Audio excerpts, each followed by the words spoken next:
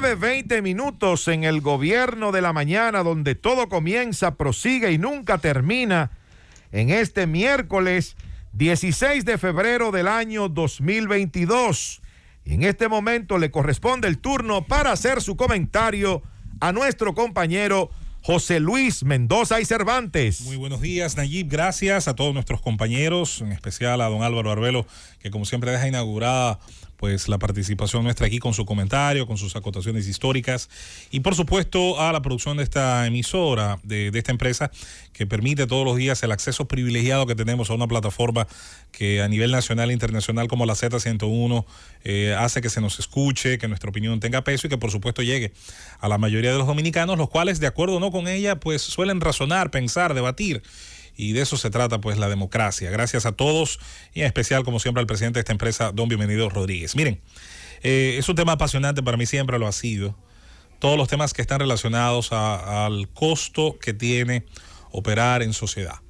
Desde el siglo XVII, cuando los estados modernos comenzaron a dibujarse como los conocemos hoy, la idea de poderes separados, un poder legislativo, un poder ejecutivo, un poder judicial, la idea de que había la necesidad, obviamente, de oficializar esa relación entre el ciudadano y quien le gobernaba. Esto viene de lejos, obviamente, desde otras épocas históricas que no vamos a analizar hoy, desde que en el feudalismo se pagaban impuestos por la protección de la muralla, etcétera, etcétera. Ahora bien, en el Estado moderno hay una correlación entre lo que brinda ese Estado en calidad de servicios públicos y lo que se supone pues deben personas físicas y jurídicas pagar. Hay distintos modelos. Podría usted preferir alguno, entender que otro ha sido exitoso, pero los hay distintos en el mundo. Hay modelos, por ejemplo, el famoso estado de bienestar, muy utilizado en la parte norte europea, con altísimos impuestos a la persona física, donde se le cobra una parte alta, bien alta de los salarios a sus habitantes, pero se les devuelve servicios de altísima calidad en una gran cantidad de los campos, pero hay impuestos bajos y competitivos entonces a las personas jurídicas, le hace a las empresas, lo que permite un tejido industrial, económico y de servicios generalmente bastante alto. Algunos han dicho, esa es otra versión, que muchos de esos países que han logrado ser exitosos en ese sentido lo son porque teniendo un gran territorio y muchos recursos naturales, tienen una escasa población. Eso también sería interesante de analizar, como pasa con los países más al norte de Europa. En el caso de América Latina, se ha intentado probar de todo, pero con un grave problema.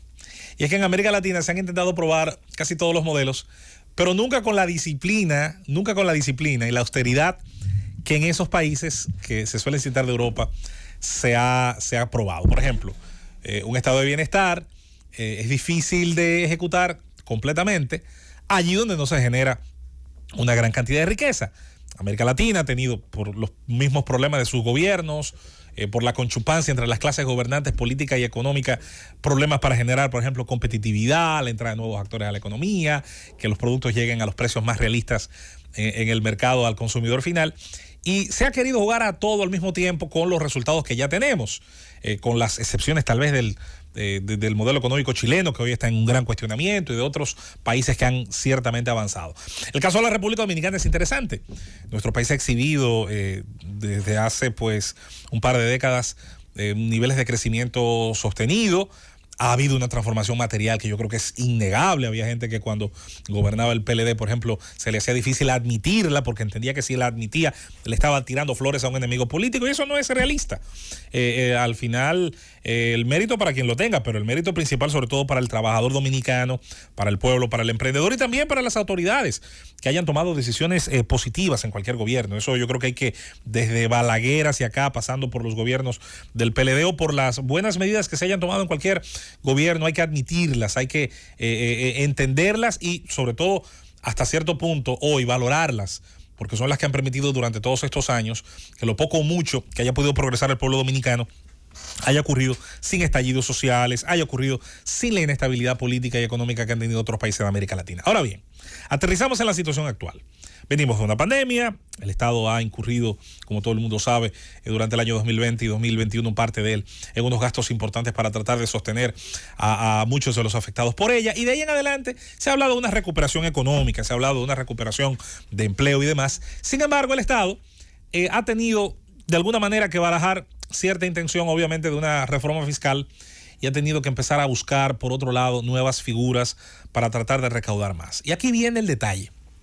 Es difícil decirle a la población dominicana, a una parte de ella, sobre todo que hace mucho está empoderada en este tema, que se necesitan nuevas figuras impositivas, cuando lo primero es, el Estado dominicano ha comprobado históricamente ser ineficiente cobrando los impuestos que ya ha creado. Y el mejor dato que avala esto es la diferencia entre las figuras impositivas que existen, 18% del ITEVIS, los impuestos selectivos al consumo, los impuestos especiales a cierto tipo de mercancías o transacciones, que suman una cantidad porcentual de proyección cuando se calculan los impuestos, un 20 y tanto, a la presión fiscal real, que anda en un 13 y un 14. ¿Por qué anda en un 13 y un 14? No es porque el dibujo impositivo dominicano piensa en grabar un 13 o un 14. No, es porque desde arriba se evade con el permiso de los que gobiernan a través, obviamente, de negociaciones, privilegios y la manida y sentida amenaza que siempre se tiene de que, bueno, tal sector representa tanto o cuanto y hay que permitirle esos privilegios porque se genera empleo, etcétera, etcétera. Sin embargo, esto ha demostrado en el tiempo ser dañino porque ha permitido, y permíteme completar esta idea, ha demostrado ser dañino, Felipe y compañeros, porque ha logrado que unos sectores en el tiempo hayan colocado barreras de entrada a sus competidores y reciben, como ya se ha citado aquí, costos como son sus combustibles, sus aranceles aduaneros, entre muchas otras cosas, a precios de privilegio que otros actores no tienen. Y eso, señores, es un privilegio irritante. El Estado dominicano, antes de pensar, pienso yo de manera legítima, en nuevas figuras impositivas, tendría, y eso lo citó aquí Jaime Aristi Escudero en una participación para la historia, me parece, cuando vino y habló de lo que el Estado tal vez debía hacer o tenía que hacer o pensar para reducir la evasión que tiene. La que negocia arriba con grupos de poder, con grupos históricos y tradicionales, y la que también renuncia a cobrar en otros sectores por populismo. Esa igualdad de la que hablaba Felipe en su comentario, es necesario no solo predicarla o citarla en momentos como hoy, es crear las políticas para que todos sintamos el brazo de la agencia impositiva, no cuando, como si fuera una policía especial, nos la tiren, sino cuando todos los días, en todas las figuras que la ley dice, se tenga que pagar. Por ejemplo, José Luis, escúchame, tú tienes un patrimonio que es tu vivienda, tú pagas un impuesto por esa vivienda, pero sabes que el patrimonio empresarial aquí no paga impuestos y todos los días se revalúa más. O sea, tú tienes una industria, tú tienes una empresa y la edificación y la construcción y la maquinaria de esa empresa, de repente tú la conseguiste con exención del Estado, la conseguiste con toda. Mira. Y de repente esa empresa, tú haces una inversión, tiene una inversión de 10 millones de dólares, pasan los años y esa misma empresa tiene un valor de 20 millones de dólares y tú no pagas un chale de impuestos. No es tanto así, Felipe Romero. Estoy poniendo un ejemplo para que la gente... Sí, pero yo tengo que decir lo siguiente, no es que no pagan impuestos, sí pagan impuestos. Las empresas pagan el 1% de sus activos cada año. Y esa construcción, esa edificación, todo eso, esos equipos constituyen parte de los activos de la empresa, que pagan el 1% del valor que tienen. Mira, o sea, pagan impuestos. Por eso no se puede decir, al final todo extremo es peligroso, no se puede decir que todos no pagan, no se puede decir. Lo que sí hay es evidentemente un trato preferencial a los que más poder han acumulado en el tiempo. Eso sí es así. Eso estamos claros. Y eso es justamente lo que, cuando un sistema impositivo, cuando un sistema fiscal tiene que diseñar burbujas de privilegio a sectores que producen, está admitiendo que está mal diseñado. Está admitiendo entonces que no es posible llevar a cabo, o no le es imposible imponer por la fuerza de ley que la Constitución le da al Estado y a sus agencias, ese orden que en teoría fue aprobado y fue legitimado por los poderes que constituyen el Estado que no se representa. Entonces, la pregunta es, ¿quién paga la java? Aquí es muy claro, es la clase media. Claro. Para los grupos de poder, es tanto... más fácil cobrarle a un empleado, retenerle la calle, retenerle de su salario. Regularizar, por ejemplo, un vendedor o un frutero, un tipo que tiene un chimichurri, que tiene ganancia diaria de 3,000 o 4,000 pesos diarios. Y eso comprueba exactamente lo que estamos diciendo. Ha habido un nulo interés en esos actores de la economía. Fíjense que hemos citado los dos bordes del sándwich, arriba y abajo. Los que por populismo pueden evadir y los que por privilegio pueden evadir. Y la clase media. Bueno, tengo para decirles, y los datos varían de acuerdo a la fuente, CRES tiene un dato, otras agencias tienen otro dato. Esa presión fiscal del 13-14% sobre el PIB que tiene la República Dominicana, y que en teoría alguien diría, bueno, pero se fiscaliza poco. Claro, se fiscaliza poco si a los dos bordes, de arriba y de abajo, usted les perdona, por las condiciones anteriormente explicadas, sus cargas impositivas, y los de en medio, que son aquellos que hacen el esfuerzo enorme en tener propiedad, arrendarla, alquilarla, comprarla con un préstamo bancario, adquirir un vehículo si pueden, el tema, por ejemplo, de brindar, de acuerdo a su calidad de vida, la posibilidad de viajar, adquirir pasajes, que bastante grabados de impuestos están, dicho sea de paso. ¿Qué presión fiscal paga esa clase media? Adivinen qué, duplica, en el menor caso de los que encontré, duplica la presión fiscal oficial, y en el máximo la duplica y un poco más, la lleva un 30 y pico por ciento. ¿Qué quiere decir eso, Felipe?